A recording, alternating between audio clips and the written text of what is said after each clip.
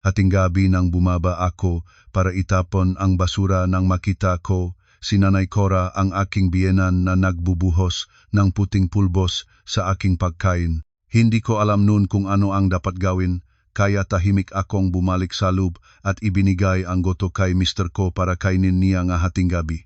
3:00 ng umaga, tumanggap akong tawag mula sa kasamahan ko sa trabaho na doktor sa ospital na sinasabihan akong pumunta agad. Hinimatay si Nanay Cora nang makita niya ang dalawang bangkay. 12:30 ang gabi, ang mahabang pasilyong lumang kondominium na aming tinitirhan ay nalunot sa nakakakilig na katahimikan. Ang tanging maririnig ay ang hangin na dumadaan sa basag na bintana sa dulo ng pasilyo, tumatangis na parang kaluluwa ng nawawalang tao. Ako si Carla, isang clinical pharmacist. Araw-araw, harapin ko ang mareseta, mga napapanahong dosis, at ang amoy ng disinfectant na kumakapit sa bawat hiblang ng aking puting Amerikana. Ngayong gabi, ang kumukulo kong sikmura dahil preskong wala akong kinain ay nagudyok sa akin na umorder ng goto online. Mainit, masustansya, at masarap. Ngunit hindi ko inakala na ang mangkok na iyon goto ay magiging simulang pinakamalupit na trahedya ang aming pamilya. Habang hawak ko ang bag ng pagkain papunta sa pinto ng aming unit, inihanda ko ang aking susi nang hindi sinasadyang mapansin ang salamin na nakalagay sa tabing ng kabinet. Isang dekorasyon na binili ni Mr. Cosi, Daniel na Diumano, para sa pagtitingnan na gadamit bago lumabas. Sa malabong pagmumuni-muni ng salamin, nakita ko ang pinto ng kwarto na nakabukas ng kaunti. Isang anino ang marahan na lumabas, nagtatago tulad ng magnanakaw. Si Nanay Cora iyon. Suot niya ang kanyang sutlang damit tulok na kulay ube, may hawak na maliit na pakete, at patuloy na tinitingnan ang pangunahing pintuan para matiyak na hindi pa ako nakakabalik. Huminto ako sa pahinga, lumukso sa dilim sa tabing ng cabinet, at nagpanggap na nakahanap ng nalaglag na susi sa sahig habang tinitingnan ang kanyang magalaw. Lumapit si Nanay Cora sa hapagkainan doon kung saan ko palagi inilalagay ang aking pagkain. Nangingini ang kanyang makamay habang binubuksan ang takip ng goto na doon ko iniwan bago umakyat sa aming unit. Nagbuhos siya ng puting malambot na pulbo sa loob ng mainit na mangkok. Nangungungang may kasamang mungkahi, inibulong niya ang mga salitang napakaliit ngunit sa katahimikan ng hating gabi, marinig ko pa rin ng malinaw. Kumain ka na, mamatay ka na, baoh na hindi marunong manganak, damo na walang bunga, kumukuhang lugar nga apo ko. Hinalo niya ito ng marahan, nagpunas ng bakas ng pulbos sa gilid ng mangkok gamit ang tisyu, at mabilis na bumalik sa kwarto. Ang aking puso ay parabang pinagsasamang pinipit, hindi sa takot, kundi sa mapait na kalungkutan na umaangat hanggang sa lalamunan. Naghintay akong magsara ang kanyang pintuan bago ako tumayo. Pagpasok ko sa bahay, ang amoy ng mainit na goto ay sumalubong sa akin, ngunit sa pagkakataong ito, may kasamang kakaibang amoy. Sa malinaw na pandamdam ng isang pharmacist na 10 taon nang nakikipagtunggali sa mga kemikal, nakilala ko agad na hindi ito amoy ng rat poison o arsenic, kundi ang katangi-tanging maasim na amoy ng bagong pinulbos na cephalosporin antibiotics na pangalawang henerasyon. Isang malamig na kaba ang dumaan sa aking gulugod. Naalala ko ang makaganapan ng hapon na iyon. Bumili si Nanay Cora ng mataas na halaga na life insurance at ang benepisyaryo ay siya. Hindi siya humamit na lason na takot siya sa pulis na makakahanap na pinakmulan nito. Sa halip, gumamit siyang gamot na sa tingin niya ay magtutulak sa akin na makasakit ng malubha, magpaparalisa o magpapalabas ng bata kung sakali mang buntis. Naalala ko rin ang mensahe ni Daniel ng 7:00 gabi. Mahal ko, kailangang manatili ako sa opisina para sa isang lihim na pulong kasama ang punong boss namin para tapusin ang proyektong pangkatapusan ng taon. Siguro matutulog na lang ako doon ngayong gabi. Huwag mo na akong hintayin. Ngunit alam ko ang kahulugan ng kanyang tinatawag na lihim na pulong. Ang iCloud location ng bagong iPhone na ibinigay ko sa kanya noong 1 buwan ay kumikislap sa Joy Residences, isang mamahaling condominium complex na madalas niyang pinupuntahan, At ang gawin ni Daniel tuwing nakikipagtagpo sa ibang tao o nagtatamasa sa labas ay ang uminom ng maraming alak. Ito ang kanyang paraan ngang pagpapakita ng lakas ng lalaki. Bilang isang pharmacist, alam ko nang mabuti ang reaksyon ng katawan kapag ang cephalosporin ay nakatagpo ng alkohol. Pinipigilan nito ang metabolismo ng alkohol, nagdudulot ng nakakalason na pagtitipon ng acetaldehyde sa dugo, humahantong sa pagbagsak ng blood pressure, paghintong ng puso, at mabilis na pagkamatay. Gusto ni Nanay Cora na masaktan ang kanyang manugang, ngunit hawak niya ang kutsilyong isinaksak sa lig ng kanyang sariling anak at hindi niya alam. Tumayo ako sa gitna ng malamig na kusina, tinitingnan ang mangkok ng goto, ang pagmamahal na nilagyan ng gamot ng aking biyenan. Sa aking kaibuturan, nagbabangayan ang budingang isang manggagamot at ang samangang loob ang isang asawang pinagtataksilan. Sa huli, kinuha ko ang aking telepono, pinindot ang numero ng delivery rider. Kuya, pwede ka bang bumalik? Padadalahin ko pa ang goto sa ibang address. Magbabayad ako ang dagdag na bayad sa paghahatid. Pagkatapos may padala ang goto kay Daniel, nakpadala akong mensahe sa kanya. Matamis pa rin ang tono, tulad ng dati. Mahal, alam kong pagod ka sa trabaho, nalulungkot si nanay dahil gabi na, at nag-alala siyang gutom ka. Nagluto siyang masustansyang goto para sa iyo. Siguraduhing inumin mo ito ng mainit para makabawi ka. Pagkatapos uminom, huwag nang sasakitin ang puso ni nanay. Pagkatapos may padala ang mensahe, umupo ako sa sofa at tumingin sa walang laman na espasyo sa harap ko. Ang kadiliman sa loob ng bahay ay tila kasabwat ng aking katahimikan. Hindi ako pumatay ng sinuman. Isang mapagmahal na asawa lamang ako na nagpadala ng pagkain sa aking mister ayon sa kagustuhan ng aking biyenan. Anong laman ng mangkok na iyon? Sino ang naglagay niyon? Ang langit ang makakaalam. Humiga ako sa kama, bukas ang mga mata, tinitignan ang kisame. Ang tiktak ng orasan ay parabang pagbibilang ng kamatayan, 3:00 ng umaga. Ang katahimikan sa paligid ay napakalalim na marinig ko pa ang aking sariling mabigat na pahinga. Pinagsama-sama sa aking alaala ang mga salitang paulit-ulit na sinabi sa akin ni Nanay Cora sa loob ng 3 taon. Sinabi niya palagi na ako ay isang manok na hindi marunong mangitlog, isang lason na halaw ng pamilya Cruz.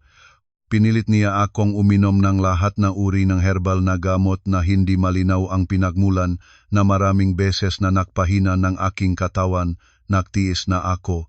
Nagpigil na ako, naisip ko na hindi ko nagagampanan ang aking tungkulin bilang manugang.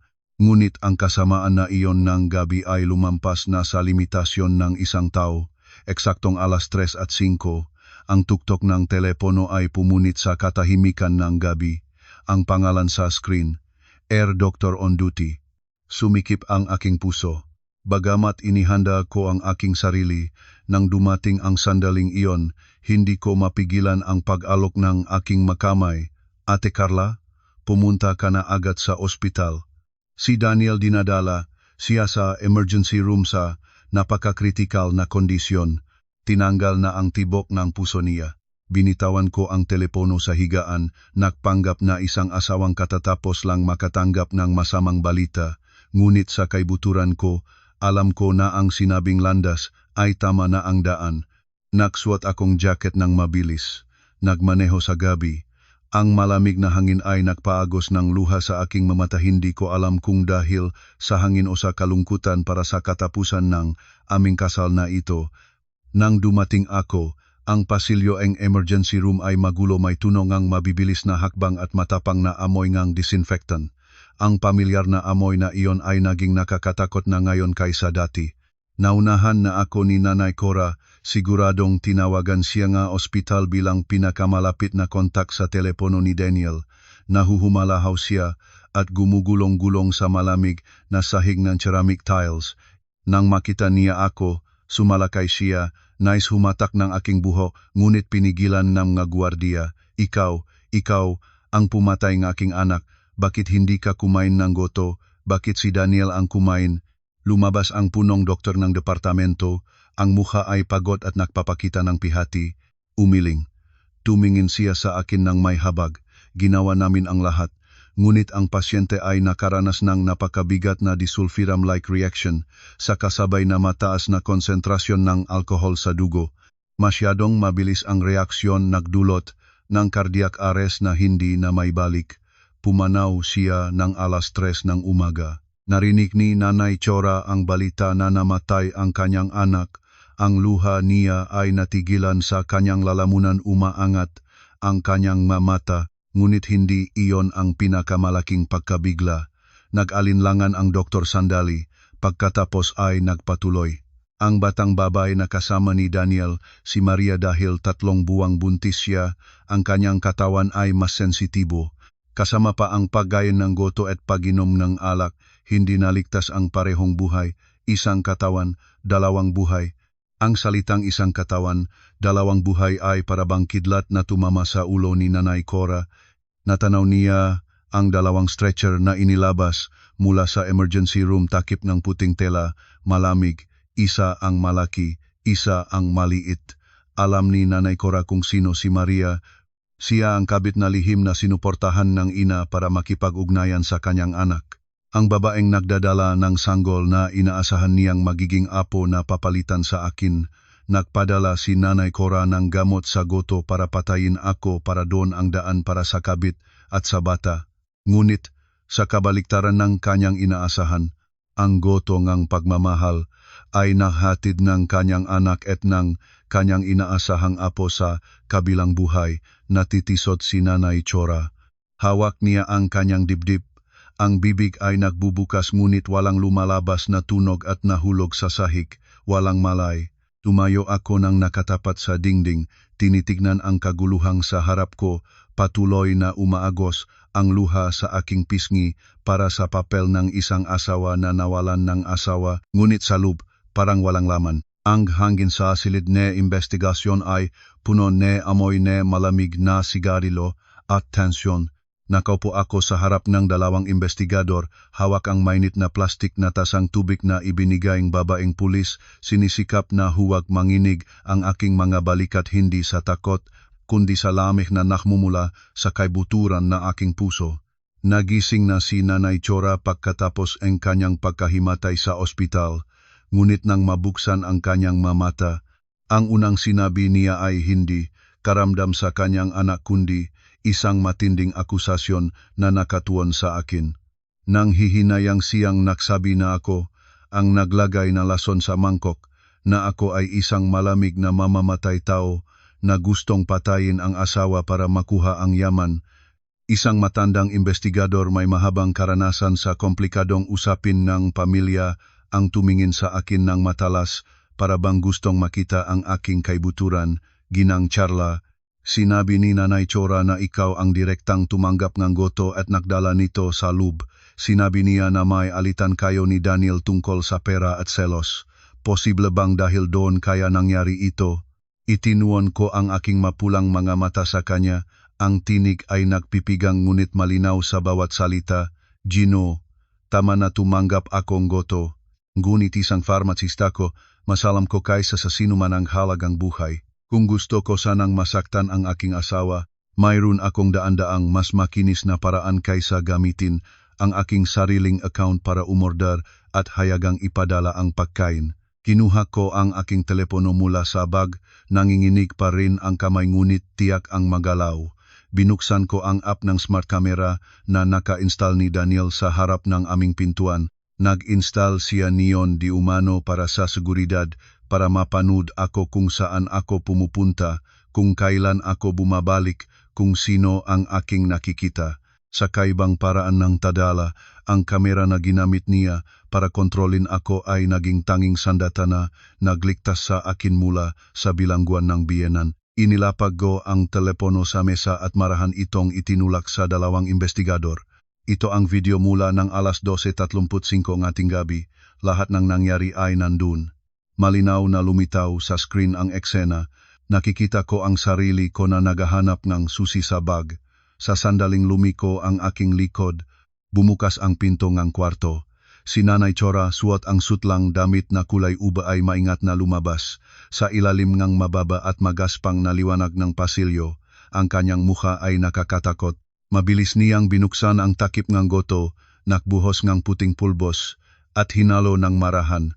Nakuha ngang kamera ang tunok ang kanyang bulong na, kumain ka na, mamatay ka na, damo na walang bunga. Pagkatapos makita iyon, hindi mapigilan batang babaeng pulis ang sumigaw ang gulat. Ang matandang investigador ay nagkibit ng kilay, ang mukha ay naging seryoso, pinawi ko ang screen. Umagos ang luha sa aking piski. Galit si nanay sa akin dahil hindi pa ako nagbibigay nga apo. Pinipilitan niya akong uminom ng gamot na hindi ko alam ang pinakmulan. Nagpadala akong goto dahil nakmamalasakit ako sa asawa ko na nagtrabaho ng gabi. Sino ang makakaalam na gumamit pala siyang mataas na dosis ng antibiotics na pinulbos. Tinahimik ko ang pangungusap. Nagiwan ng malawak na puwang para sa kanilang sariling konklusyon para mapunan ng kanilang maasarili ang kalupitan ng isang ina at ang kawalang salangang isang matapat na asawa.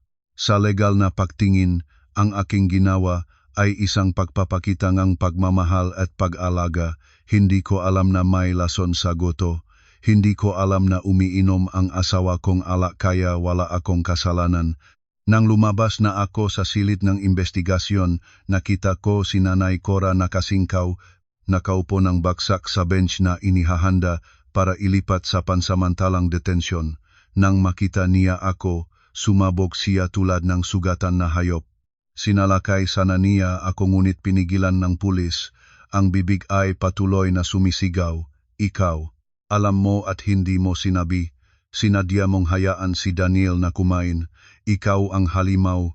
Tumayo ako, inaayos ang kalyar ngang aking damit, tumingin ng diretso sa mga nakapulang mata niya, at yumuko para ibulot-bulong ang isang pangungusap sapat na ang lakas para marinig ng dalawa ngunit sapat na ang lamig para mapalabas ang kanyang kaluluwa. "Nanay, ang husay ng iyong paglalagay ng gamot sa isang mangkok ng goto, pinuksa mo na ang buong linyang pamilya Cruz."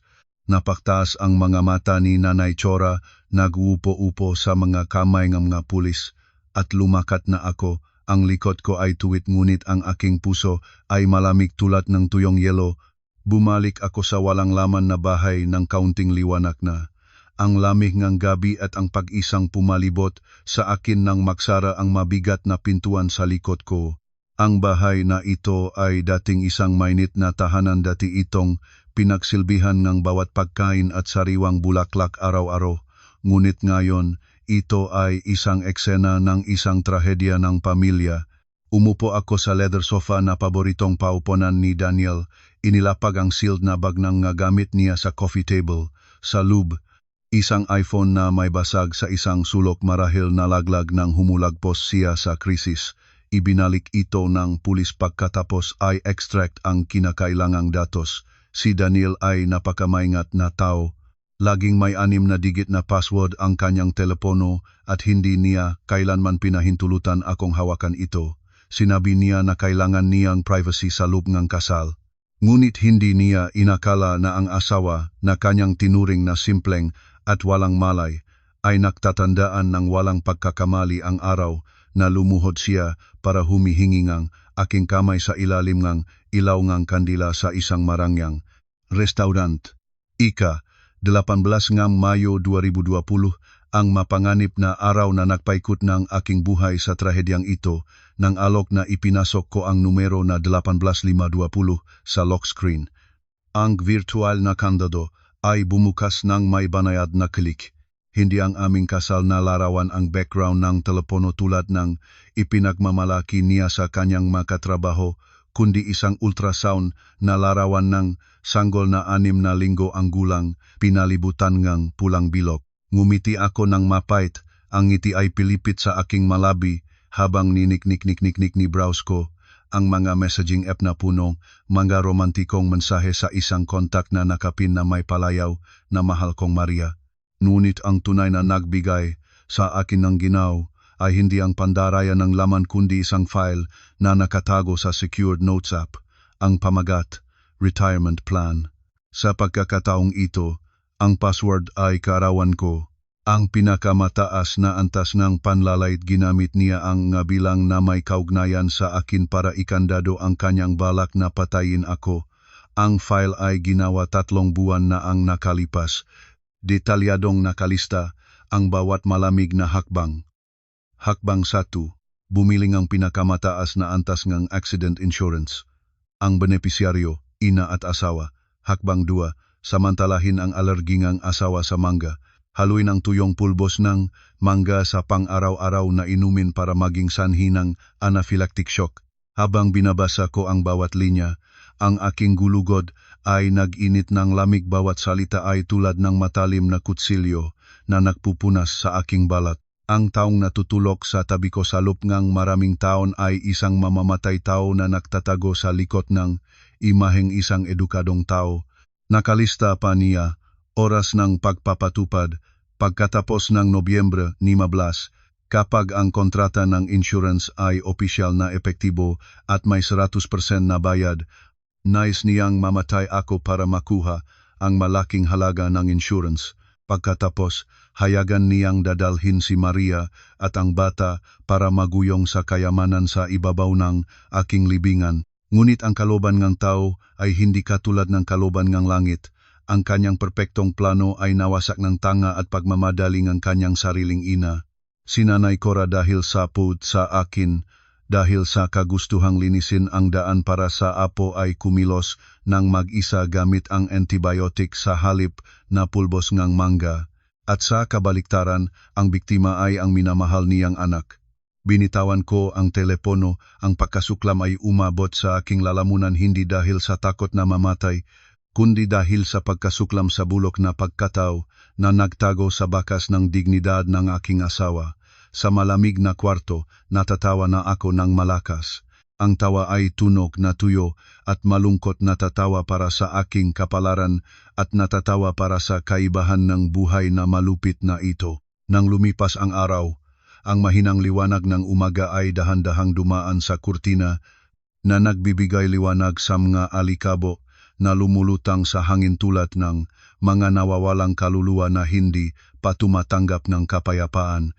Hindi ako natulog, hindi ako kumain. Naupo lamang ako sa harap ng screen ng computer para ituloy ang pagtuklas ng katotohanan tungkol sa aking yumaong asawa. Sa pamamagitan ng naunlock na telepono, madali kong na-access ang kanyang mga banking app at e-wallet. Harap ng lahat kasama na ako palagi niyang pinanatili ang imaheng isang matagumpay na lalaki, sales manager ng isang malaking kumpanya, kumikita ng malaki bawat buwan. Ngunit ang katotohanan sa likod ng imahe ay kaawa-awa. Ang kanyang pangunahing account ay may ilan lang na piso, ngunit ang listahan ng utang ay mahaba tulad ng isang detalyadong talaan. Maraming mensahe nga, paalala nga, utang mula sa mga financial company, loan apps na may napakarahang interest, at tatlong credit card na lubos ng nagastos. Ang kabuuang utang ay umabot sa mahigit 2 milyong piso. Ngunit ang pinakamasakit ay hindi ang kanyang kahirapan kundi kung saan napupunta ang pera.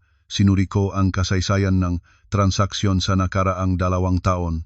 Daan-daang money transfer na regular tulad ng agos ng tubig. Ang tatanggap, walang iba kundi si Maria Santos, ang nobya na kasabay niyang pumanaw. May mga transfer na ilan libong piso na may nakalagay na damit at salon, ngunit mayroon ding umabot sa daan-daang libo na may nakalagay na para sa renovasyon ng bahay ng magulang at para sa motorsiklo ng kapatid.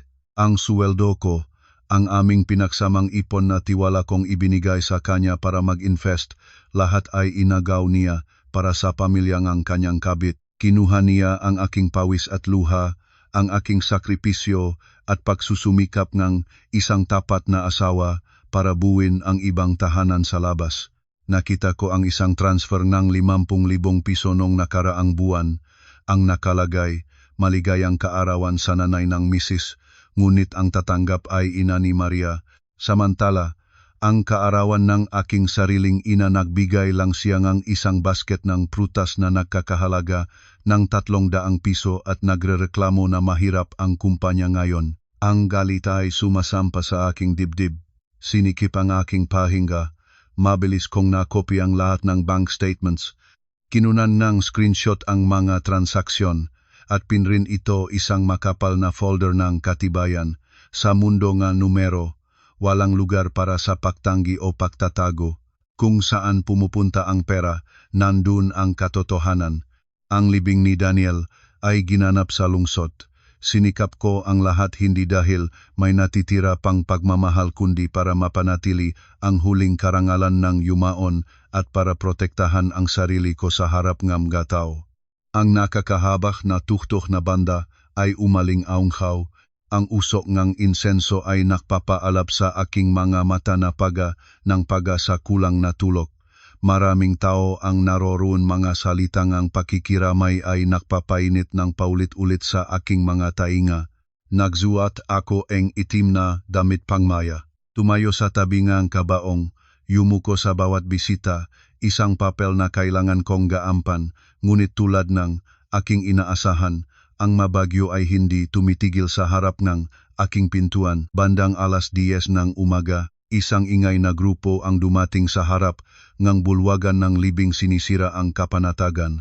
Nangunguna ang isang mag-asawang nasa kalagitnaan ng gulang, simpleng damit, ngunit napaka-agresibo ang kilos. Kasunod nila ang ilang batang lalaking punong tattoo. Iyon ay ang mga magulang at kapatid ni Maria Santos. Hindi sila dumating para magdala ng insenso at pakikiramay, dumating sila para humingi ng dugo. Ang babae nang makita ang larawan ni Daniel ay nakmumura ng malakas. Ang kanyang pagiyak ay umubos sa tuktok ng banda. Namatay ng walang katarungan ang anak ko, ibalik ninyo ang anak ko rito, ibalik ninyo ang apo ko. Bumagsak siya, nahawak ang isang larawang may ngiting si Maria at inilapak ang larawan sa tabing larawan ni Daniel. Ang pagkilos na ito ay nagpabigla sa lahat ng nandun. Ang lalaki, malamang na ama ni Maria, ay nakturo sa aking mukha. Ikaw ang asawa niya, hindi ba? Nagtataksil ang iyong asawa sa iyong anak ko at namatay ang aking anak. Isang katawan, dalawang buhay, kailangang managot ang inyong pamilya. Ikaw ang asawa, hindi mo naturo ang iyong asawa, kaya napatay niya ang anak ko. Nagsimulang mag-usap ang mga bisita. Ang panara ay nakatuon sa akin tulad ang mga matulis na karayom. Tumayo ako, tumingin sa mga taong nagbabago ng libing ng aking asawa sa isang palengke, at hindi ako natakot, sa halip ay nakaramdam ng pagkasuka sa kapusukan ng loob ng tao. Alam nila na ang kanilang anak ay ang ikatlong panik na sumira ng pamilya ng ibang tao. Ngunit sa halip na mahiya, ginamit nila ito bilang dahilan para humihingi ng kabayaran. Hinayaan ko silang magpatuloy. Ang babae na lalo pang nangahas dahil nanatili akong tahimik ay humiga sa sahig. Mga tao, pakinggan ninyo, ang asawa niya ang siyang pinagdamutan ng aming anak. Namatay na ang asawa niya. Gusto niyang sunugin ang lahat ng pera at hindi ibibigay ang kabayaran sa amin. Kailangan naming 5 milyong piso, 5 milyong piso. Ang bilang na iyon ay napalabas ng walang kahiyang mula sa bibig ng mga sakim na tao. Pinahahalagahan ng 5 milyong piso ang buhay ng kanilang anak at apo. Tumingin ako sa paligid, na kita ang mga kapitbahay at katrabaho na nakamasid sa akin ng may pagdududa. Nagsisimula silang maniwala sa eksena ng mahirap na naapi. Ngunit handa na ako para rito. Tumingin ako sa mukhang mataba na lalaki. Pagkatapos ay yumukong note sa aking personal na abogado na tahimik na nakatayo sa sulok. Lumapit ang abogado, makapal na folder ang hawak. Ginang at Gino, bago nating pag-usapan ang kompensasyon, payagan ninyo akong ipahayag ang financial report ng yumaon. Binuksan niya ang folder, binasa ang bawat numero tulad ng mga pako na idinuduro sa kabaong. Inihahayag ang katotohanan ng magandang ngunit walang lamang buhay ni Daniel. Ayon sa bank statements at credit report, si Daniel ay walang hawak na anumang real estate. Ang sasakyan na kanyang ginagamit ay nakamortgage sa bangko.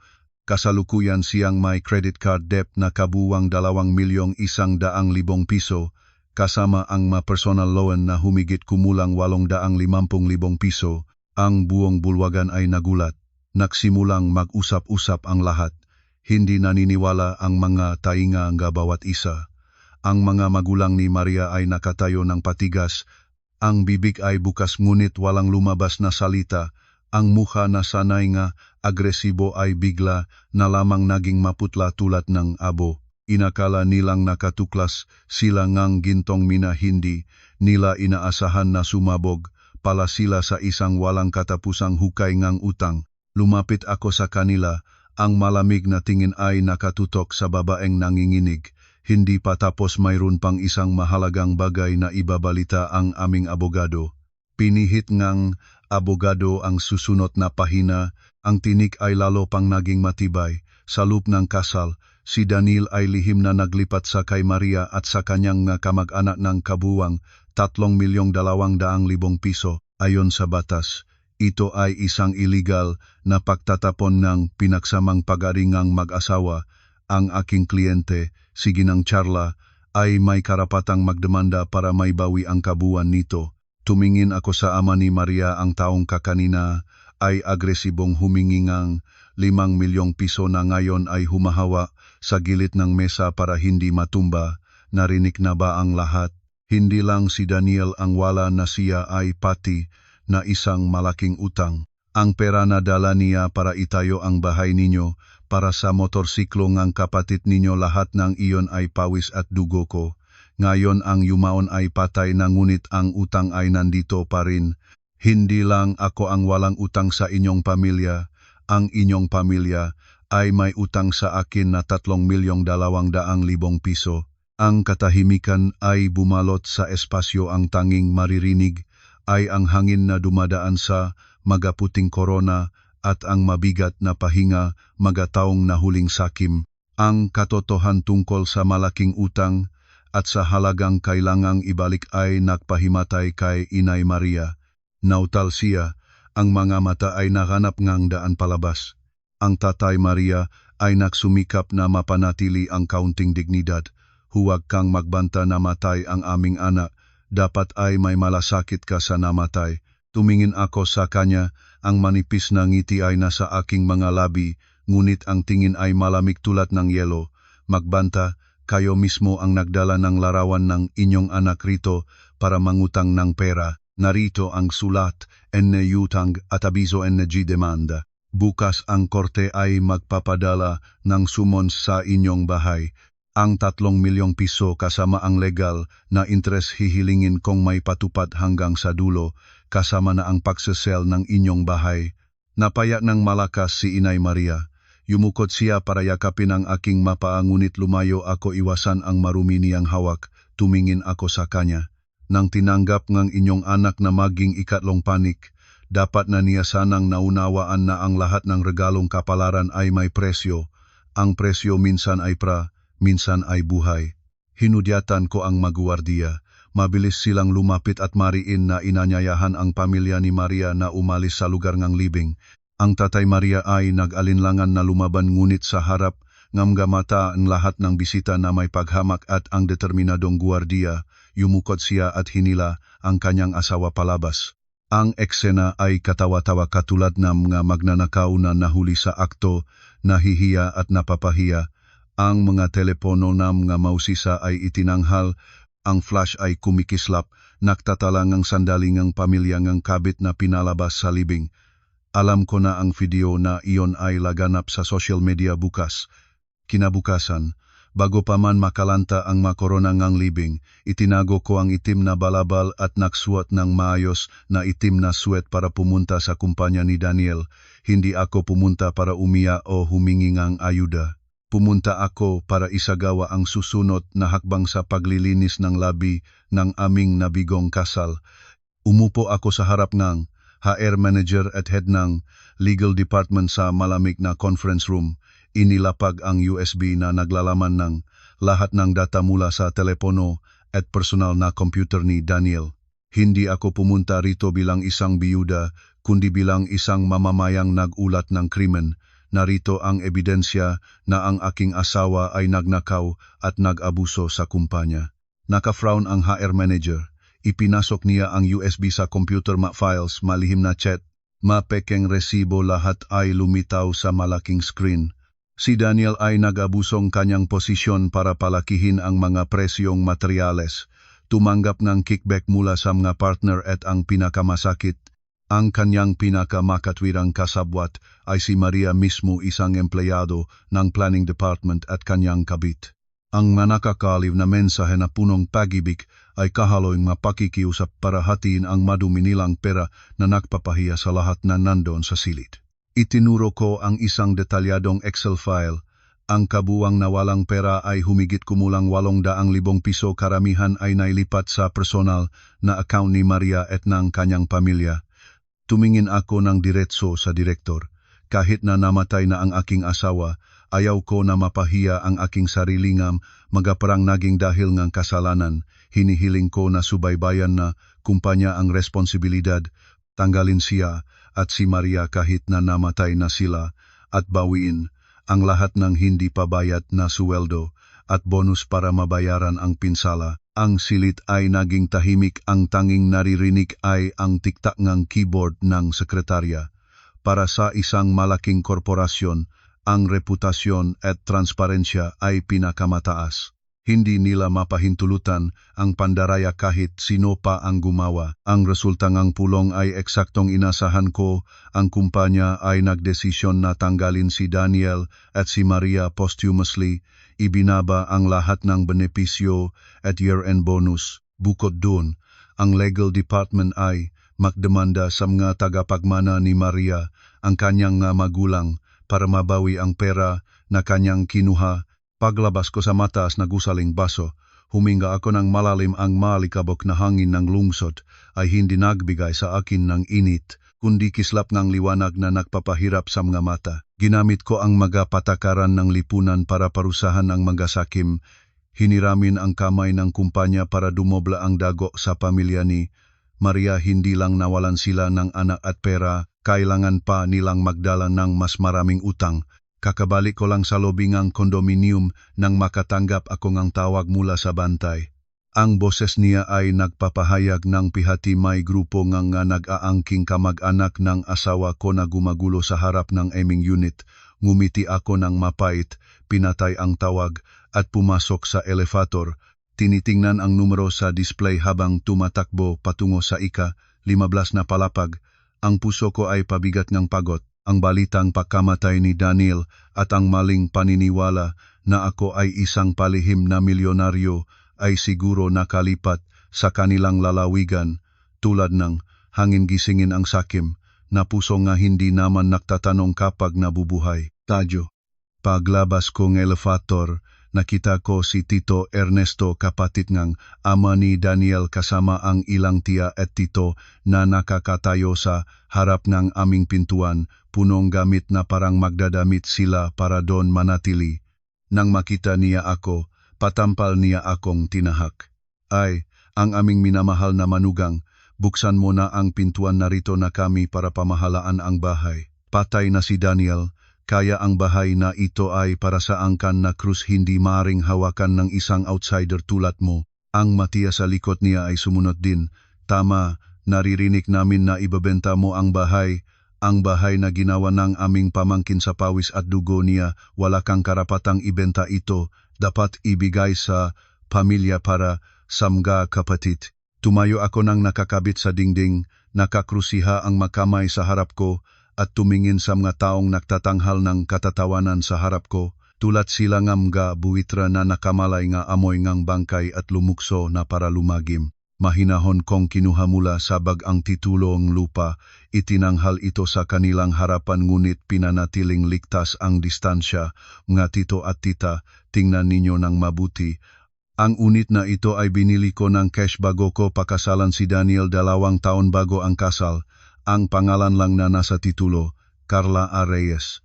Ito ay aking sariling pakari, hindi pinaksamang pakari, hindi man estate na maring ipamana. Nanlumo ang mukha ni Tito Ernesto, nagtatangkang sumagot. Nang mag-asawa na kayo, ito ay naging pag-aari nila. Nagambak din si Daniel dito. Natawa ako, lumapit sa pintuan. Ang daliri ko ay lumipat sa electronic keypad. Nagambag ba si Daniel? Sa pamamagitan ng credit card debt o ngang para sa kanyang kabit.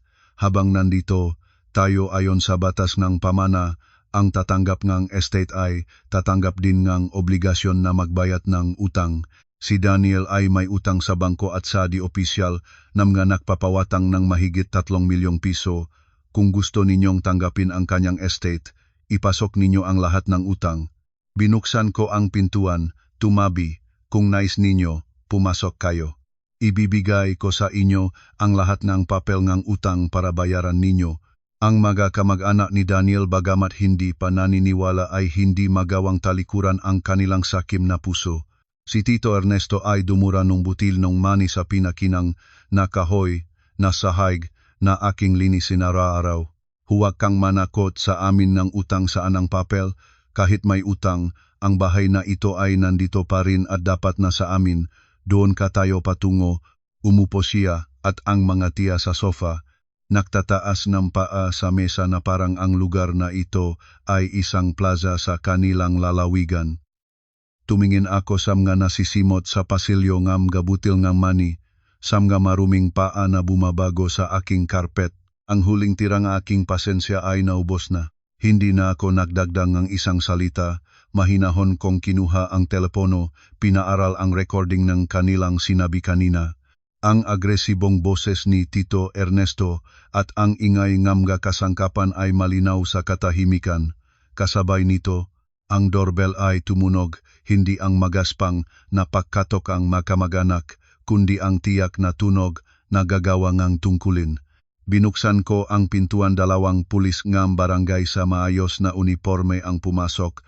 Ang mukha ay seryoso habang tinitingnan ang grupo sa loob ng sala. Tinawagan ko sila. Nang makita sa kamera ang grupo noong una silang dumating, itinuro ko si Tito Ernesto. Mahinahon na iniulat, "Mga sir, ito ang aking sariling tahanan. Ang titulo ay nasa pangalan ko.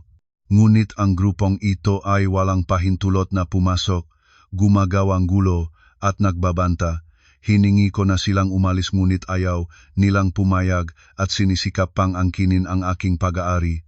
Nang makita ang pulis, ang kulay ng mukha ni Tito Ernesto ay nakbago, ang dating agresibong kilos ay naglaho. "Naku, mga sir, hindi kayo nakakagets ng tama. Kami ay mga tito at titangang asawa niya. Bumibisita lang kami." Nagsalita ang mas matandang pulis ng seryoso. "Ang pagbisita ay nangangailangan ng pahintulot ng may-ari ng tahanan. Ang may-ari ay humiling na kayo ay umalis ngunit nagpumilit pa rin kayo. Ito ay paglabag sa batas. Pakipakitang inyong ma-ID at sumama na kayo sa amin para sa pagtatanong kung magpapatuloy pa kayo." Ang abogado ko na tahimik na nakatayo sa tabi ko ay nagdagdag ng panghuling dagok. "Pahintulutan ninyo akong ipaliwanag. Ayon sa Civil Code, ang tagapagmana ay responsable sa pagbabayad ng mga obligasyon sa loob ng estat ng yumaon. Kung kayo ay mag-aaserta bilang tagapagmana ni Daniel para sa bahay kahit na sariling pag-ari ito ni Ginang Charla, kailangan ninyong bayaran ang 3,200,000 pisong kanyang utang bilang kapalit. Narito ang lahat ng papel ng utang at bank statements. Sinong nais mag-sign ng acknowledgement of debt?" Inilabas ng abogado ang makapal na folder ng utang at bank statements. Inilapag ito ng malakas sa mesang salamin. Nang marinig ang bayad ng utang at ang 3,000,000 piso, ang matiya ay nagulat, mabilis na nagswat ng sinelas, kinuha ang mga bag. "Naku, hindi namin alam ang tungkol sa mga utang na iyon. Sige na, harapin ng mag-asawa ang inyong problema, alis na kami para hindi kami mahuling ang bus." Si Tito Ernesto ay tumingin sa folder ng utang. Pagkatapos ay sa uniforme ng pulis ang pawis ay nagdaloy sa kanyang no. Ngumiti siya ng awkward. "Oo nga, nandito lang kami para hindi ka malungkot sa pag-isa. Walang ibang layunin." Ang lahat ng taong kalit ay maingay at nagmamaktol, lumabas sa pintuan nang hindi na nangahas na tumingin pabalik. Nagsisikurap para pumasok sa elevator. Nagsara ang pintuan, ibinabalik ang dati nitong katahimikan. Ngunit ang hangin ay may amoy pa rin ng pawis at kasakiman ng tao. Lumingon ako para pasalamatan ang dalawang pulis at ang abogado. Pagkatapos ay yumukod sa sahig para pulutin ang mga butil na mani at itapon sa basurahan. Hindi ako umiyak ngunit ang aking puso ay sumasakit sa kawalan ng katapatan ng pamilya. Sumasakit sa pagkaunawa na kapag nagsalita na ang pera, kahit ang mga mahal sa buhay ay nagiging pangalawa. Pagkatapos lumayo ang mga sakim na kamag-anak, Inakala kong may sandali na akong pahinga ngunit ang mas malaking bagyo ay bumagsak mula sa digital na mundo. Ang telepono ko ay paulit-ulit na nauga hindi mensaheng pakikiramay kundi mga abiso mula sa social media. Makomment na punong panlalait ang dumampi sa aking personal page. Isang kaibigan ang nagpadala sa akin ng link sa isang livestream kasama ang nagtatakang mensahe. Carla, panorin mo agad, ang pamilya ng babae ay gumagawa ng gulo online. Sinasabi nilang napakasama mo. Nang alok na pinindot ko ang link at ang unang nakita ko ay ang namamagang at uyak na mukha ang Inay Maria sa screen telepono. Nakaupo siya sa isang kalat na silid, ang litrato ni Maria sa likod, ang asawa sa tabi niya na nakayuko. Humihingi siya ng lumuluha sa kamera. Mga tao, tulungan ninyo ang aming pamilya. Ang aming anak ay namatay ng walang katarungan. Nagmamahal siya sa isang lalaking may asawa, hindi ko iyon itatanggol. Ngunit ang kanyang kasalanan ay hindi karapat-dapat sa kamatayan, hindi karapat-dapat na parachunin nga asawa ngang lalaki. Pinunas niya ang luha, ngunit ang mamata niya ay lihim na sumusurpresa sa bilang ng nonot habang patuloy siyang nagbibintang. Ang babaeng iyon ay alam niya na may lason ang goto ngunit hindi siya kumain, sinadya niyang ipadala ito sa asawa at anak ko para maalis ang buhay nila. Ginamit niya ang iba para pumatay, gusto niyang puksain ang lahat para mapanatili ang kanyang posisyon bilang pangunahing asawa. Ang Tatay Maria ay paminsan-minsang nagaambag, ang tinig ay nanginginig. Ang pamilya niya ay makapangyarihan at mayaman. Kami ay mahihirap na hindi maririnig ng sinuman. Ngayon binalaan pa niya kaming kasuhan, binababaan niya kami, nais na palimasin ang aming bahay. Ang mga salitang puno ng kasinungalingang ito pinagsama sa mga luha at sa ugali ng mga netizens na nagtataguyod sa mahihirap ay nagpalit sa akin ng isang masamang sorcerer sa mga mata ng publiko. Sa bahagi ng comment section, libu-libong tawang nagbabato ng gasalita nang hindi alam ang buong kwento. Ganun talaga ang ugali ng mayayaman, masamang loob. Ang kabit ay tao rin, paano patayin ang sanggol pa? Mamanahin ang yaman sa ibabaw ng bangkay ng iba ay makakakita ng paglilitis. Binasa ko ang bawat komen, isang bagay na malamig ang dumaan sa aking likod. Hindi dahil sa takot sa pag-atake ng madla, kundi dahil sa kahangahangang kaginhawahan ng matao. Hindi pa nila kailangan ng katotohanan, basta makakita ng umiyak, naniniwala na sila. Pinatay ko ang screen. Tumingin sa labas ng bintana, ang lungsod ay puno ng ilaw ngunit ang aking loop ay madilim na madilim. Sa kwartong iyon mag-isa akong humarap sa buong mundo na lumiko, ngunit nagkamali sila. Ang dating Carla ay maaring umiyak at magpaliwanag, maaring mabagsak dahil sa opinyon ng madla. Ngunit ang Carla ngayon ay nakaranas na ng sapat na sakit para maging matitigas. Hindi ko hahayaang akay-akay sila ngamga sinungaling sa dialogo, hindi ko hahayaang ang nagtataboy at nagbibiktima ng kasabay ay manalo. Tahimik na naupo sa harap ng work desk. Ang asul na liwanag mula sa screen ng computer ay nagpapahayag sa aking walang kilos na mukha, kabaliktaran sa pabugso-bagsong put sa labas. Ang livestream ng pamilya ni Maria ay tumagal ng mahigit 1 oras. Ang bilang ng nonod ay lumampas na sa 50,000. Ang mga kaibigan at katrabaho ay patuloy na tumawag at nagpadala ng mensahe na hinihimok akong magsalita. Harangan ang comment section, gawin ang anumang bagay para labanan ang alon ng pagtatanggal. Ngunit isang mensahe lang ang aking ipinadala sa lahat, hayaan ninyo, ang magandang pelikula ay may magandang ending. Hindi ko sinara ang comment section. Hindi ko binura ang kahit isang panlalait. Pinahayaan ko ang galit ng madla na umakyat sa pinakamataas. Sa panahon ng post-truth, sinasabi ng mga tao na ang katahimikan ay ginto. Para sa akin ngayon, ang katahimikan ay ang pinakamatalim na sandata para sa isang napapanahong kontraatake. Alam ko na kapag ang emosyon ng madla ay masyadong mataas, nawawala ang kanilang kakayahan ng lohikal na pag-isip. At iyon ang sandali na ang katotohanan kapag inihayag ay magbibigay ng pinakamalaking epekto. Uminom ako ng isang higop ng malamig na kape. Ang mapait na lasa ay kumalat sa aking bibig, nagpapanatili na aking malinaw na pag-isip. Kinuha ko ang telepono at tinawagan si Kuya Mark, isang editor ngang isang kilalang legal at social issues platform na aking nakipag-ugnayan ng maaga. Kuya Mark, sapat na ang init, palabas na ang unang putok. Tandaan, ang headline ay kailangan maging shocker, ngunit ang content ay kailangan maging malamig. Sabihin lang ang katotohanan, walang dagdag na emosyon. Sa kabilang dulo, si Kuya Mark ay natatawa nang marahan ang tawa na may excitement ngang isang mamahayag na maglalabas ng eksklusibong balita. Huwag kang mag-alala, handa na lahat. Alas 8 ng gabi, ang buong social media ay mag-u-turn. Eksaktong alas 8 ng gabi, isang eksklusibong artikulo ang na-publish na may pamagat na ang nakakakilig na katotohanan sa likod ng mapait na goto, sino talaga ang salarin. Agad itong napunta sa top ng nag-trend. Nagpadala ako ng link ng direkta sa comment section ng livestream ng pamilya ni Maria kasama ang maikling mensahe, narito ang katotohanan, basahin bago humusga. Kasabay nito, maraming malalaking page tungkol sa batas at social issues ang simultaneous na nagpost ng clip mula sa aming smart doorbell, ang clip na pinakaisahan kong itago bilang isang trump card. Sumabog ang social media, ngunit nayon, kabaliktaran ang direksyon ng hangin. Ang malinaw na video na hindi na-edit ay nagbunyag ng lahat. Ang mga manonood ay napatulala nang makita ang eksena ng si Nanay Cora na maingat na kumikilos sa gabi, hawak ang puting pulbos na inibubuhos sa mangkok ng goto. Ang mukha niya ay punong galit. Ang audio na nagpapakita ang kanyang bulong na, "Kumain ka na, mamatay ka na."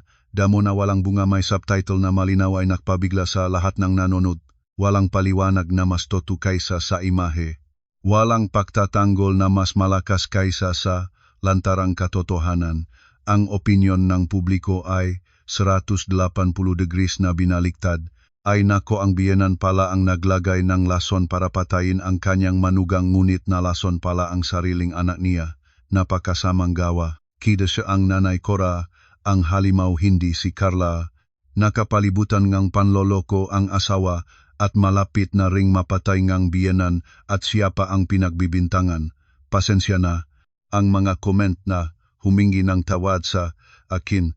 Ang mga pag-atake sa pamilya ni Maria ay nagsimulang magagos. Tinunaw ang mga luha ng pagiging biktima ni Inay Maria.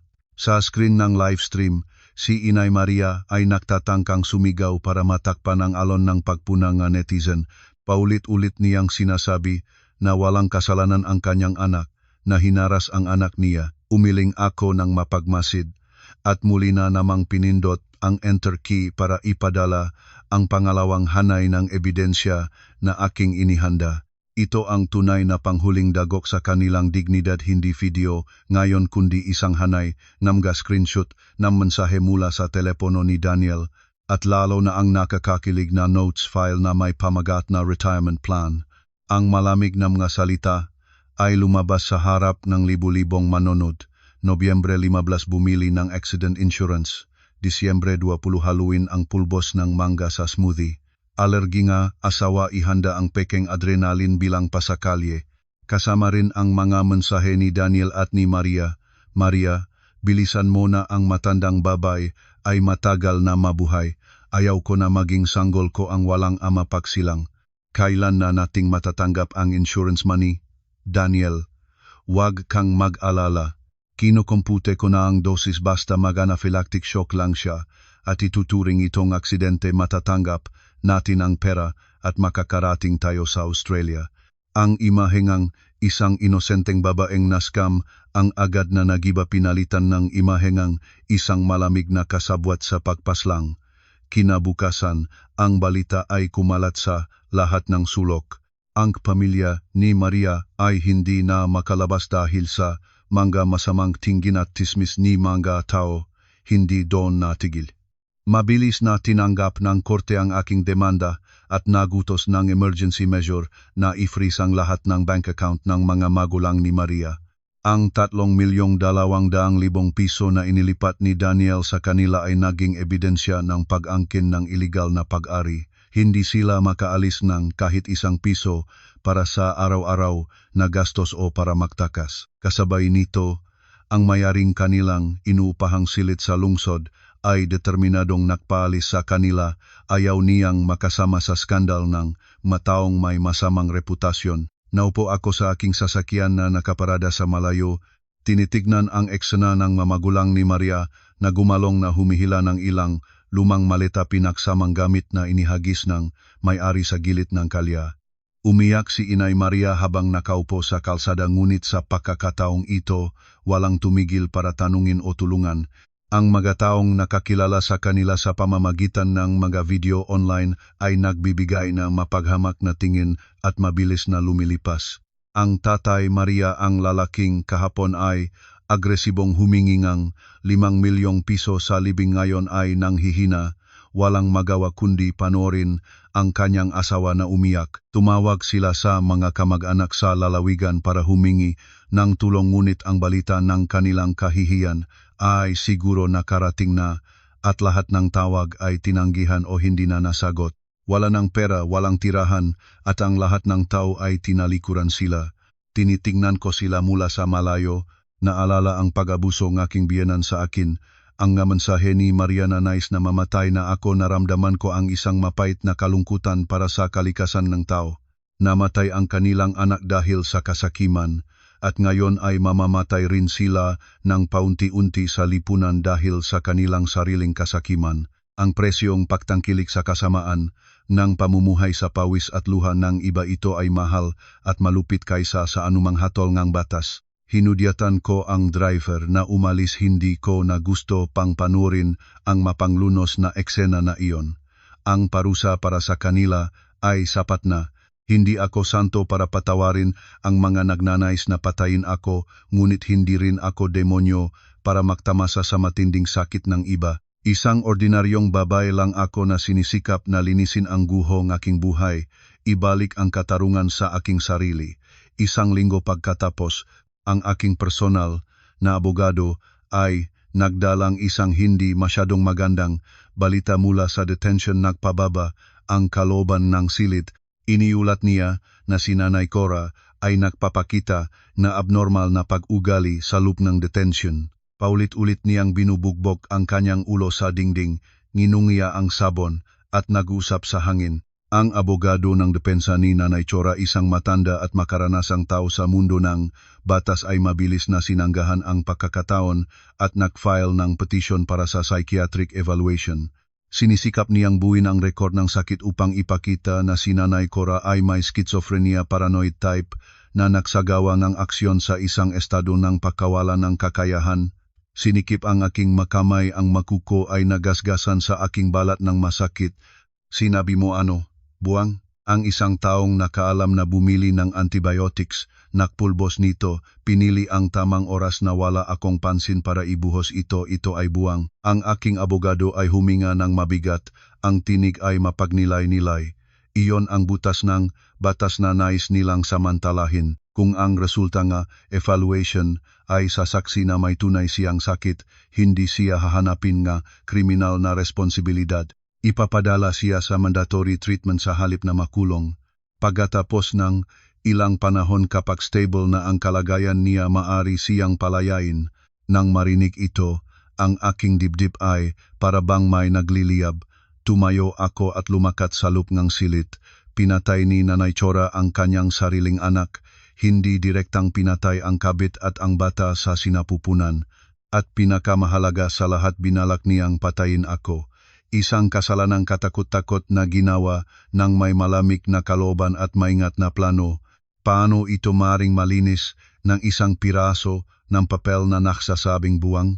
Naalala ko ang malinaw at malamig na tingin ni Nanay Cora sa video ng kamera. Naalala ang mungkahi at mga panumpa na kanyang ibinulong ng may galit.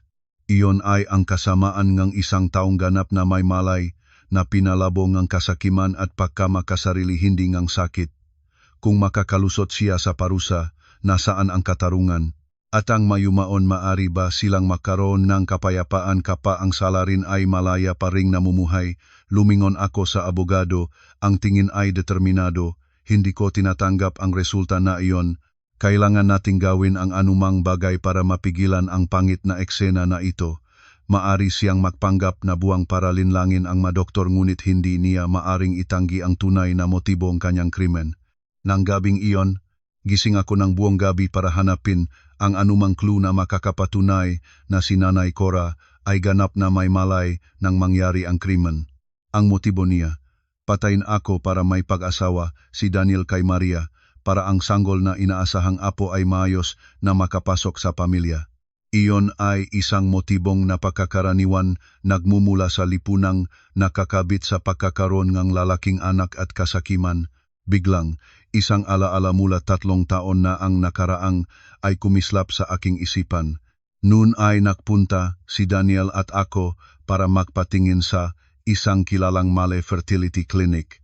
Doon si Daniel nang lumabas siya, sinabi niya sa akin na normal ang kalusugan niya, ang problema ay nasa akin daw dahil sa hormonal imbalance. Mula noon, namuhay ako sa pagsisi at pananakit ng sarili, nagtiis ng pang-aabusong biyenan at uminom ng lahat ng gamot na kanyang daladala. Ngunit sa aking professional na instinct bilang pharmacist, mabungat nang maalala ko ang pagkakahilo ni Daniel ng araw na iyon at ang katotohanan na itinanggal niya ang resulta ng test at inilago ito.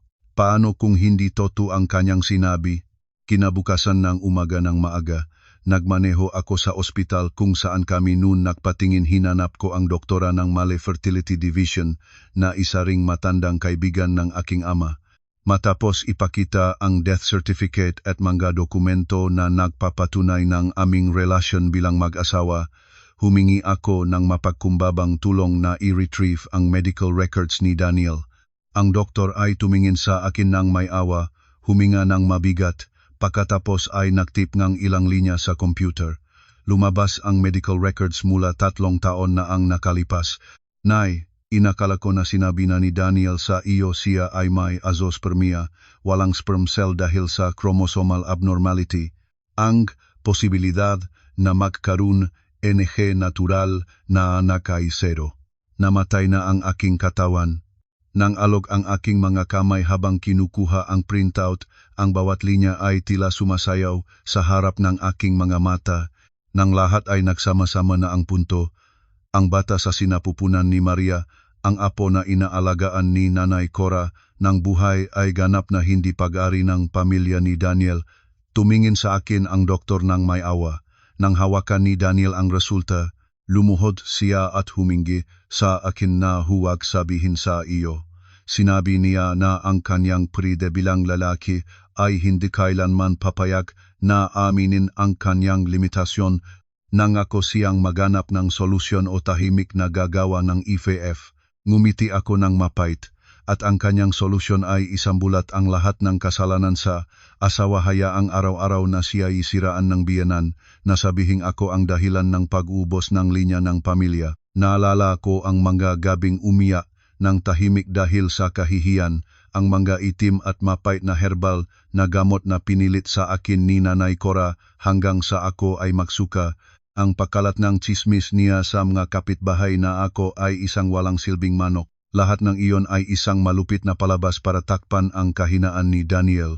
Huminga ako ng malalim, pinigilan ang pagbuksong galit na umaangat sa aking dibdib at tumingin sa doktor. Hindi kita sisisihin, doktor. Gusto mo lang ang kapayapaan ng aming pamilya. Ngunit ngayon kailangan mo akong tulungan sa isang huling bagay para mayalis ang katotohanan sa liwanag, para ang manakasala ay matanggap ang kanilang nararapat. Hiniling ko ang kumpletong certified medical records ni Daniel at kasabay nito, hiniling ko rin sa doktor ang proseso para makuha ang sperm sample na nakaimba ni Daniel sa sperm bank ng ospital 3 taon na ang nakalipas. Pag-asa niyang may makuha pa siya kahit maliit. Mapalad, nandun pa rin ang sample ni Daniel bayad ng 5 taon na preservation package. Kasabay nito, ang aking abogado ay nag-areglo sa forensic team para makakuha ng tissue sample mula sa nahulog na sanggol sa sinapupunan ni Maria. Ang 2 sample na ito ang susi para mabuksan ang pinto ng impyerno para kay Nanay Cora, para maging pag-asa niya na walang hanggang kahirapan. Hawak ang makapal na folder pagkatapos lumabas sa ospital. Ang matapang na sikat ng tanghaling araw ay hindi nagbibigay sa akin ng init kundi kislap na nakpapabagal ng mga mata. Umupo sa sasakyan, tumingin sa mataong abalang naglalakad, nagtatanong sa sarili kung ilan sa mga babaeng iyon ang namumuhay sa parehong panlilinlang tulad ko. Si Daniel ay namatay na rin si Maria, ngunit ang katotohanan tungkol sa bata ni Maria ay nabubuhay pa rin. Ito ang pinakamatibay na katunayan ng dobleng pagtataksil na sinapit ni Daniel. Pinagtataksilan niya ako para sumama sa kabit niya, ngunit ang kabit mismo ay nagbigay sa kanya ng sungay. Pinaglinlang si Daniel na alagaan ang anak ng ibang lalaki. At ang aking buwang na biyenan dahil sa pagprotekta sa ilusyon ngang linyang nagpapatuloy ay sarili niyang pinatay ang tanging anak niya para sa isang batang walang parehong dugo. Nagmaneho ako pauwi, ang puso ko ay kalmado tulad ng dagat bago ang bagyo, tahimik ngunit naglalaman ng pagpapasiyang lakas. Inilapak ko ang folder sa altar ni Daniel, nagstick ng insenso, tumingin sa kanyang larawan na may ngiting dignidad. Daniel, maingat ang iyong pagtago, ngunit nakalimutan mong hindi mapigilan ng papel ang apoy.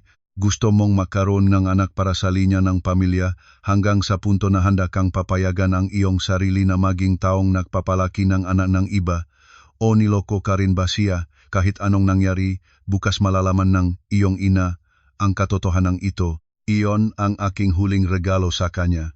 Ang usok ng insenso ay umaangat, gumuhit ng kakaibang mahugis sa hangin tulad ng kaluluwa ni Daniel na nag-aagaw buhay habang ang pinakamahalim na lihim ng kanyang buhay ay nalilantad. Sa araw trial, ang langit ay makulimlim at mabigat na ulap para bang gusto nitong bumaba at lamunin ang lungsod. Ang hangin ay punong presyon na nagpapahiwating ng paparating na bagyo. Maagang dumating ako sa court. Pinili ko ang lugar sa una sa mga upuan ng kinatawan ng biktima. Ang itim na suite na hapit sa aking payat na katawan ay nagpapatingkad ng aking pag-isa at katahimikan. Sa kabilang panig, ang depensang abogado ni Nanay Chora ay nakahanda ngang mapapel ang mukha niya ay nagpapakita ngang kumpiyansa ngang isang taong naniniwala na sigurado na ang tagumpay niya gamit ang buwang na laro. Bumukas ang pintuan ng silit ng paglilitis. Dalawang pulis na guwardiya ang humawak kay Nanay Chora papasok. Ang tuno ng mga posa sa paa ay nakapagpapalungkot sa puso. Ilang buwan lang at hindi ko na siya makilala. Ang dating maliksi niyang buhok ay puti na at magulo tulad ng pugat ng uwak. Ang makapisngi ay nalowered, ang makamata ay malalim at walang buhay. Suot niya ang maluwag na kaswatan ng prisonerong inilipat. Ang bibig niya ay patuloy na bumubulong ng mga walang kahulugang salita, paminsan-minsang tumatawa ng walang dahilan pagkatapos ay umiyak. Hoang, kumain ka na anak. Masustansya ang niluto ni nanay. Nasaan na ang apo ko? Ang pagganap niya ay napakagaling kung hindi ko kilala ang loop ng bagay. Maaari rin sana akong maawa sa isang matandang babaeng nalulotsong dahil sa pagkamatay ng anak. Tumayo ang abogadong depensa, malinaw na nagpahayag sa harap ng korte. Kagalang-galang na korte, ang akusado ay may nakaraan ng neurological disorder kasama ang napakalakas na trauma pagkatapos ng pagkamatay ng anak niya na nakdulot ng paranoid schizophrenia. Ang akusado ay nagsagawang aksyon sa isang estadong pagkawalang malay, kinokontrol ng hallucination. Naniniwala na ang biktima ay nanganganib sa kanya kaya nagbago ang aksyon niya. Sa kasalukuyan, ang akusado ay walang sapat na kakayahan para managot sa krimen. Iprinisenta niya ang maraming medikal na sertipiko. Ang manumero at technical na termino ay pinalabas tulad ng usok para takpan ang katarungan. Nakaupo ako ng tahimik tulad ng bato, ang magkasabit na mga kamay ay inilagay sa hita, pinipiga ng mahigpit ang kuko sa laman para paalalahanan ang sarili na manatiling mahinahon. Tinitignan ko si Nanay Chora habang nagtatanghal ngang pagiging buwang sa harap ng hustisya. Paminsan-minsan ang mata niya ay lihim na tumitingin sa aking direksyon, isang malamig at napakamataas na tingin na punong galit. Ang tingin ng isang matandang asong nagtatago sa abang-anyo, naghihintay ng pagkakataon. Nag-aakalang sa pamamagitan ng pagpapanggap na buwang ay makakalusot siya sa parusa, makakatira ng komportable sa psychiatric hospital sa halip ng malamig na kulungan. Ang presiding judge ay nag-frown habang tinitingnan ang kaso, ang hangin sa lubang korte ay pabigat. Ang mga bisita ay nagbubulong-bulong ng maririnig. Karamihan ay nagtatanda ng alinlangan sa sakong oras na psychiatric disorder ni Nanay Chora, ngunit sa harap ng opisyal na medical na papeles, wala silang magawa kundi umiling ng mapahandusay. Ang aking abogado ay bumubulong sa akin, ang tinik ay pag-alala, sila ay handa. Kung wala tayong desisibong hakbang, possible na suspendahin ng korte ang kaso para sa bagong evaluation. Ang kaso ay maaring matagalan ng walang takdang panahon. Tumango ako ng marahan, ang tingin ay determinadong nakatutok sa witness stand. Sa tamang sandaling iyon, ang kinatawan ng prosecution, isang lalaking nasa kalagitnaan ng gulang na may matibay na mukha at matalim na mga mata, ay dahan-dahang tumayo. Inayos niya ang kanyang Amerikana bago nagsalita ng matibay, pumutol sa nababahong hangin ng silid. Kagalang-galang na korte, ang prosecution ay ganap na tinatanggihan ang argumento ng depensa na abogado tungkol sa pagkawala ng kakayahan ng akusado. Mayroon kaming sapat na ebidensya upang kumpirmahin na ang aksyon ng akusado ay may layunin, may plano, at pinaandar ngang isang napakatiyak na motibo. Ganap na hindi ito hallucination. Lumabas ang piskal sa kanyang mesa, dahan-dahang naglakad sa harapan ng witness stand. Ang mamata niya ay nakatuon ng matalim kay Nanay Chora na nakayuko. Sinabi nga, abogadong depensa na ang akusado ay paranoid, na niniwala siyang inaagresyunan ngang biktima ang pamilya.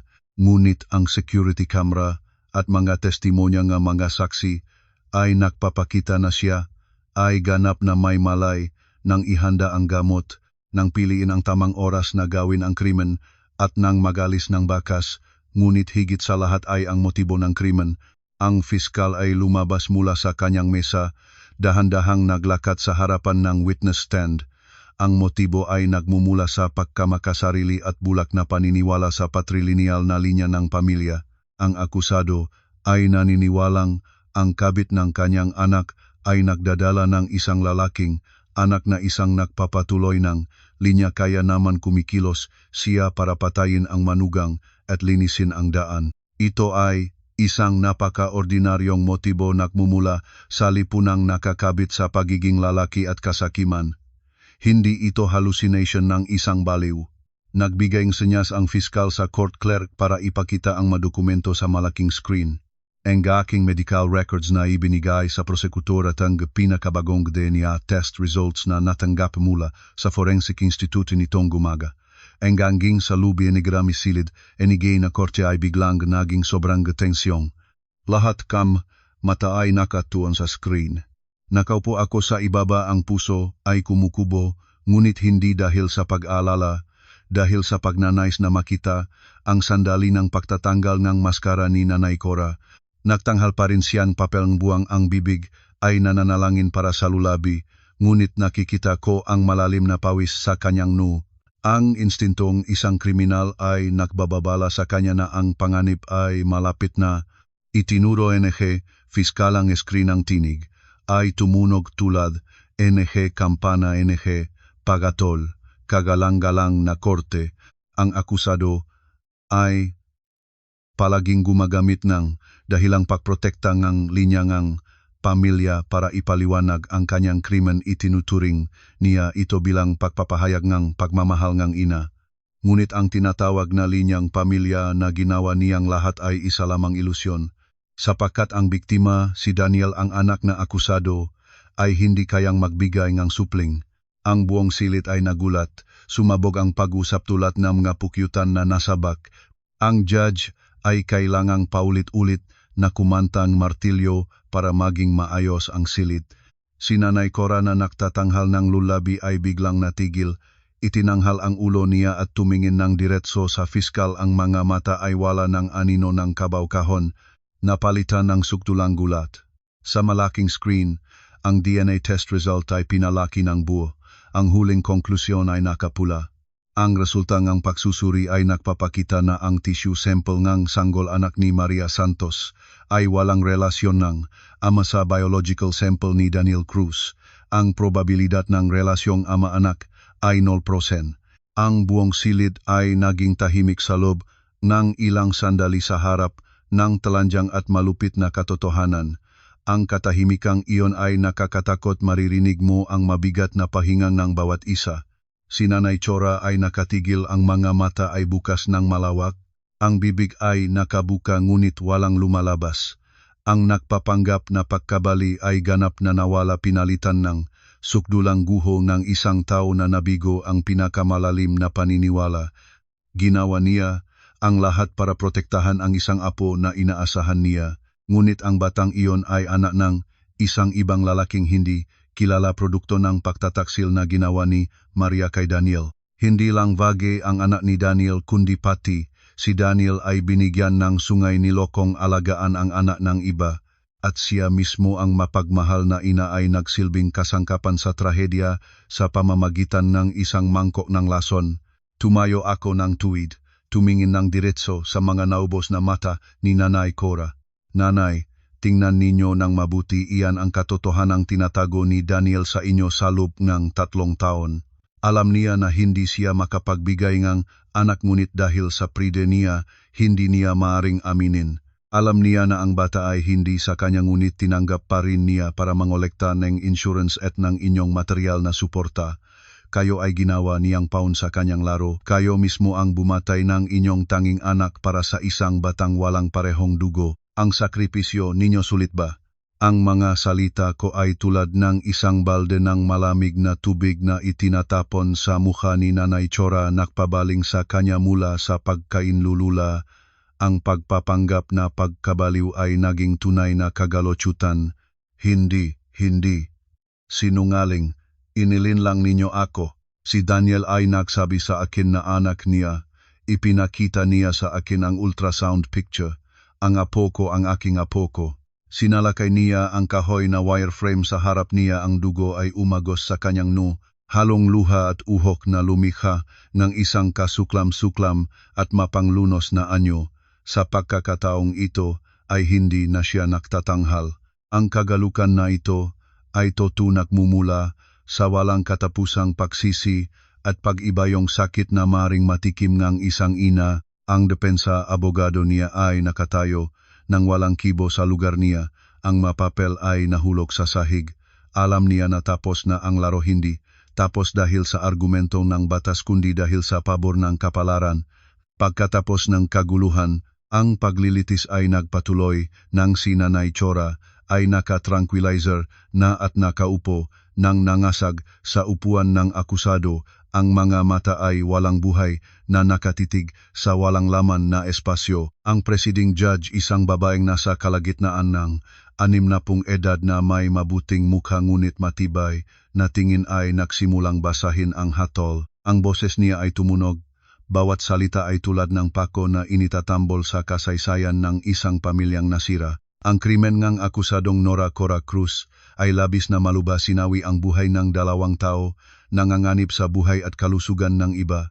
Ganap na tinatanggihan ng korte ang pananaw na depensa abogado na nawala ang kakayahan ng akusado sa oras ng krimen, sapagkat ang mga ebidensya ay nagpapakita na si Ginang Cruz ay ganap na may malay ng pinlano at isinagawa ang aksyon. Ang motibo ng akusado ay nagmumula sa bulok na patriarkikal na pananaw, kasakiman at pagkamakasarili. Itinuring ng akusado na siya ay may karapatang itakda ang buhay ng iba para mapasaya ang sariling pagnanasa. Sa pangalan ng Republika ng Pilipinas, hatulang parusahan ang akusadong Nora Cora Cruz ng habambuhay na pagkakulong para sa krimen ng pagpaslang at intensyonal na pagpaslang. Ang habambuhay ay tumunog, nagpipinid ng kapalaran ng isang babaeng buong buhay ay nag-alalahanin ang kalamangan at kahinaan. Sa huli ay nawala ang lahat. Si Nanay Cora ay hindi na nagbigay ng reaksyon, para bang namatay na ang kanyang kaluluwa mula sa sandaling nalaman niya ang katotohanan tungkol sa apo. 1 buwan pagkatapos ng hatol, nakatanggap ako ng abiso mula sa detention para sa unang pagbisita kay Nanay Cora bago siya ilipat sa pagsasagawang parusa. Nag-alinlangan ako, ngunit sa huli ay nagpasya akong pumunta hindi para magpatawad kundi para tapusin ang nakaraang kabanata na punong bangungot. Ang silid ng pagbisita sa detention ay may mabangong amoy ng disinfectant malamig at may amoy ng kalumaan ng pader na bato. Sa pagitan namin ay isang makapal na salamin at isang lumang telepono. Nang ilabas ng gwardiya si Nanay Cora, muntik ko na siyang hindi makilala. Lahat ay tanda ng isang buwan na nagpapalumang 10 taon. Ang buhok na puti ay pinutol ng maikling magugulo, ang pisngi ay nasusuklot, ang mga mata ay malalim tulad ng dalawang itim na hukay na puno ng pag-alala at takot. Umupo siya, ang kamay ay nanginginig na kumukuha ng telepono. Ang malabong tingin niya ay nag-ikot sa akin ng matagal bago makakita ng fokus.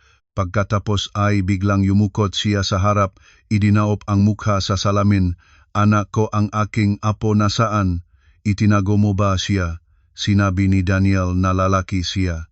Hindi pa siya tumatanggap ng katotohanan o baka ang kanyang isipan ay naktayo ng panangga para sa malupit na realidad na ito, kumakapit sa huli at manipis na pag-asa. Tinitignan ko siya, ang puso ko ay nagumapaw ng pagkawa na halong kapaitan. Ang babaeng ito ay dapat sisihin ngunit siya rin ay dapat na kapwa-awa. Kinuha ko ang telepono. Ang tinig ay banayat ngunit matatag, wala ng samang loob, tanging katahimikan ngang isang taong nasa labas ng tagpo. Nanay, walang apo. Gumising ka na. Niloko kayo ni Daniel at pinatay ninyo siya dahil sa kasinungalingan niya. Nang marinig ito, si Nanay Cora ay parabang kinuriente.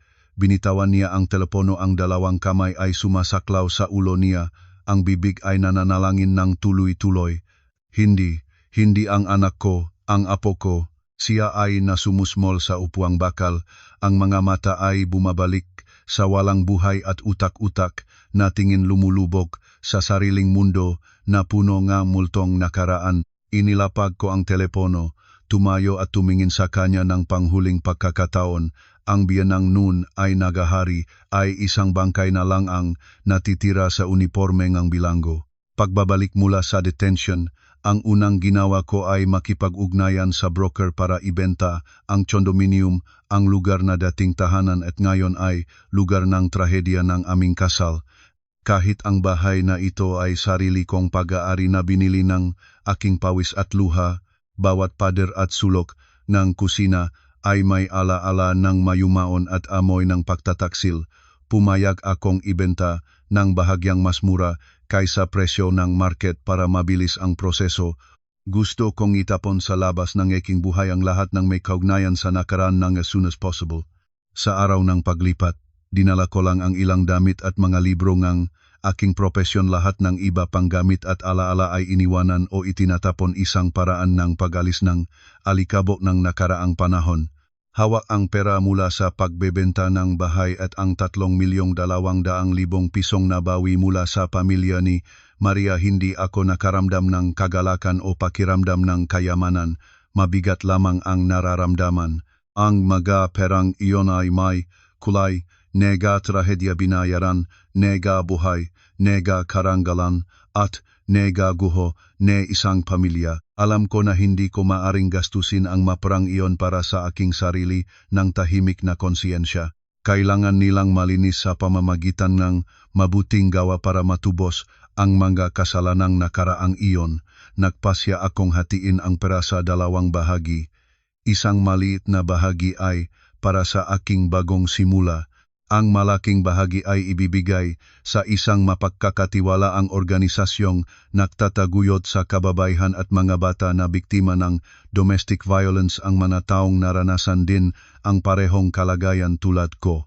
Nang pirmahan ko ang papel ng donasyon, tinitignan ang mahabang hanay ng mga numero na inilipat, ang puso ko ay biglang naging magaan tulad ng nahulog ang isang napakabigatang pasan.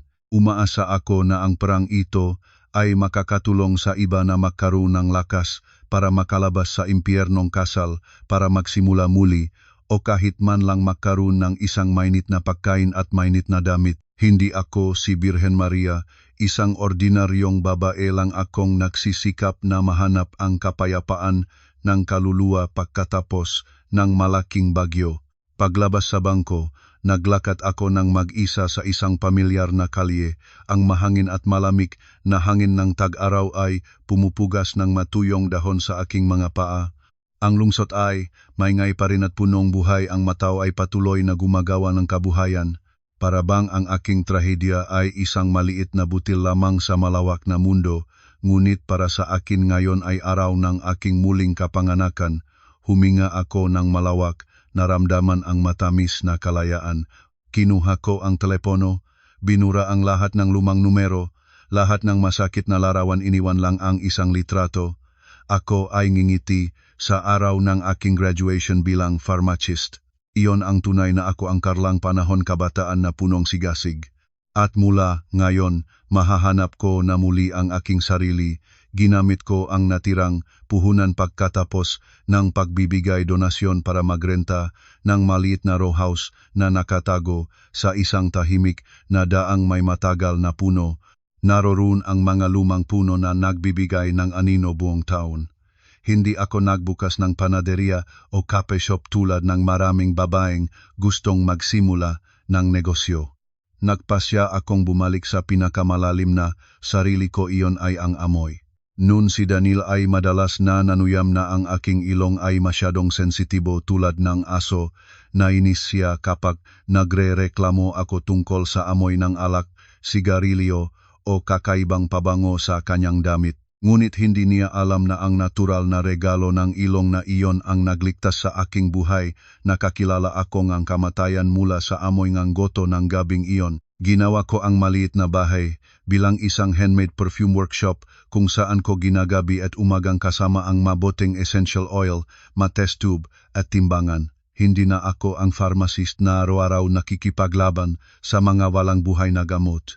Naging artisano na ako, nagsisikap na ikwento ang buhay ko sa wikang pabango. Nais kong pabangong hindi para sa pag-aakit ng lalaki kundi para sa pagpapagaling ng masugat ng kaluluwa ng kababaihan ng mga babaeng naranasan din ang parehong sakit tulad ko. Sa mga unang araw, nakulong ako sa workshop ng 10-12 oras, nagahalo, humihinga, pagkatapos ay itatapon. Ang proseso ang paghahanap ng perpektong pabango ay kasing hirap ng paghahanap ng sarili.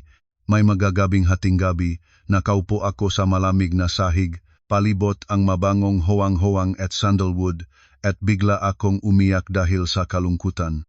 Ngunit sa ganap na katahimikan, nakita ko na ako ay tunay na namumuhay, hindi nagtatanaw ng mukhang ang sinuman, hindi natatakot na may maglagayng lason sa aking pagkain. Ang pag-isa na ito ay hindi nakakatakot. Ito ang presyong kalayaan, ang kailangan kong tahimik para marinig ng malinaw ang tibok ng aking puso. Naalala ko ang amoy ng goto ng gabing iyon, ang mapait na amoy ng pinulbos na antibiotic, ang amoy ng pagtataksil at kamatayan. Nagpasya akong gamitin ang mismong mapait na notang iyon bilang inspirasyon ng aking unang koleksyon. Gusto kong gawing signing ang sakit, gawing lakas ang makulimlim na alaala. Sa arawng paglulunsad ng aking personal na tatak ng pabango, hindi ko ito isinagawa sa isang 5-star hotel o inupahan ang mga magagandang modelo para mag-advertise. Nakorganisa lang akong isang maliit na party sa hardin na workshop. Ang makapanauhin ay ang aking makamatalik na kaibigan, ang magababay na aking natulungan sa pamamagitan donasyon, at ilang kilalang fragrance critic. Nagsuot ako ng simpleng puting suot, ang buhok ay nakatali, ang mukha ay may banayat na makeup, ngunit may nagpapakita ng kumpiyansa na dating wala sa akin. Nang halos lahat ay umuwi na, bumalik ako para linisin ang mga natitira. Bigla ay may isang matangkad na anino ang lumapit sa akin, nakahadlang sa liwanag mula sa bintana. Nagulat ako at lumingon. Iyon ay ang investigador na nangasiwa sa aming kaso noon. Ngayon ay hindi siya suot ng uniforme kundi isang simpleng puting kemeja. Ang kamay ay may hawak na isang bungkos ng puting kalalili, ang bulaklak ng Abril, mga bagong simula. Tumingin siya sa akin. Ang tingin ay wala na ang matalas na pagmamasid ng isang investigador, pinalitan ng pagalang at isang bagay na mahirap ilarawan. Binabati kita, Ginang Charla. Ang boses niya ay mababang mainit sa gitna ngang mahanging gabi ngang tag-araw. Bumili na ako ngang isang bote ngang pagising para sa aking ina. Nagustuhan niya ng masyado. Sinabi niya na ang pabangong ito ay may karanasan ng isang malalim na babae. Ngumiti ako, tinanggap ang bungkos ng bulaklak. Ang banayad na amoy ngang tsalalili ay nagulong kasama ang amoy ngang pabango na nanatili sa hangin, nagbibigay ngang isang kakaibang damdamin ngang kapayapaan. Salamat. Inakala ko na sanay ka lang sa amoy ng mga case file at handcuffs. Natatawa siya, ang ngiti ay nagpapagana ng kanyang mukha. Ang kaso mo ang pinakanatandaan ko sa lahat ng aking karera. Alam ko na hindi ka ganap na walang alam tulad ng sinabi mo. Alam ko na nag-outsmart kang sitwasyon, ngunit pinili kong manatiling tahimik. Dahil ang batas ay nangangailangan ng ebidensya, ngunit ang buhay ay minsan nangangailangan ng katarungan ng konsiyensya, at ikaw ay karapat-dapat maging malaya. Ang pagbubunyag niya ay nagpabigla sa akin. Nalaman pala niya ang lahat mula sa simula. Tahimik siyang nagbantay sa akin sa pamamagitan ng paggalang sa mga manipis na hangganan ng batas. Nakatayo kaming makatabi sa ilalim ng maliit na bubong, makasamang tinitingnan ang walang tao na kalye. Walang sinuman ang nagdagdag ng salita tungkol sa nakaraang sakit na iyon.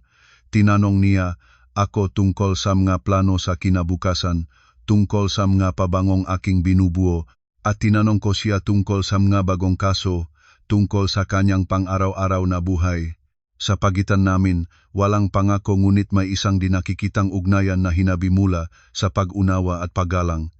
Hindi ko alam kung ano ang mangyayari bukas, kung mabubuksan ko ba ang aking puso para tanggapin ang kanyang pagmamahal, o kung magpapatuloy ako sa paglalakbay na mag-isa ngunit malaya, ngunit hindi na iyon mahalaga pa, sapagkat ang kaligayahan para sa akin ngayon ay hindi ang pagkakaroon ng asawang aasahan, kundi ang kakayahang tumayo ng mag-isa sa sariling magpaa, magpunas ng sariling luha, at lumikha ng sariling kagalakan. Huminga ako ng malalim, naramdaman ang amoy gabi, ang amoy katahimikan at kapayapaan.